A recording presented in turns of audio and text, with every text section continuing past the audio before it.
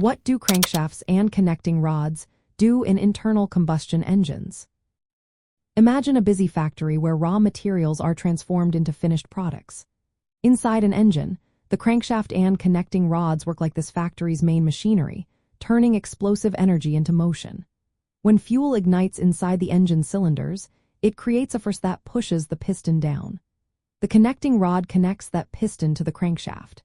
Its job is to transfer the up and down force from the piston to the crankshaft, which is a rotating shaft. The connecting rod pivots at both ends. One end attaches to the piston via a pin, allowing some movement, and the other end connects to the crankshaft journal.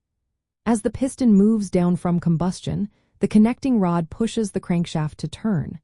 This change from linear to rotational motion is what powers the engine. The crankshaft has offset sections called crankpins where the connecting rods attach.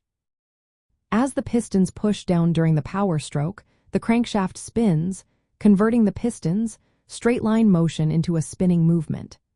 This spinning motion is what eventually turns the wheels of a vehicle through the transmission. The entire system of pistons, connecting rods, and crankshaft forms what is called the crank mechanism. The crankshaft does more than just turn, it also sends power to other parts of the engine, like the valve timing system, oil pump, and cooling system. The connecting rods must withstand high forces from the combustion process, both pushing and pulling. They have a small end that connects to the piston with a pin, and a big end that attaches to the crankshaft with bearings to reduce friction. The crankshaft includes counterweights to balance the forces, making the engine run smoothly and last longer. In thermodynamics, the engine is a heat engine that converts chemical energy from fuel into mechanical work. The crankshaft and connecting rods are the mechanical linkages that turn the pressure and volume changes inside the cylinder into continuous rotation. Understanding how these parts work helps us see how the principles of thermodynamics are used practically.